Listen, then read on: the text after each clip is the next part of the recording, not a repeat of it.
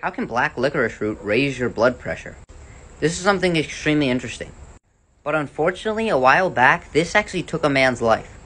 In this case study, a man actually passed away from eating a bag of black licorice root every single day. You likely won't have to worry about this if you're not eating a bag a day. However, black licorice root does have the potential to raise your blood pressure. The reason for this is because black licorice root contains a compound called glyceric acid. And this compound gets in the way from the kidneys converting cortisol into cortisone. The kidneys use a specific enzyme called 11-beta-HSD2 to convert cortisol, which is denoted as F, into an inactive cortisone. And the reason for this is because cortisol actually has a strong affinity for what's referred to as the mineralocorticoid receptor. And this is the same receptor that aldosterone binds to.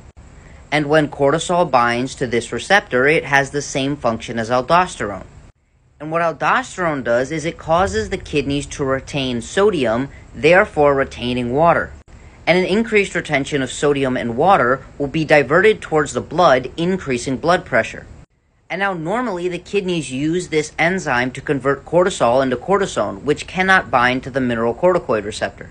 However, that compound I mentioned inside of black licorice can also bind to this receptor and get in the way of cortisol, meaning we have excessive amounts of cortisol inside the kidneys, and it can do what is pictured here, which is bind to this mineralocorticoid receptor.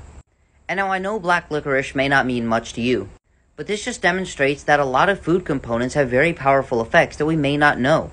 Some are extremely beneficial and others can actually be adverse.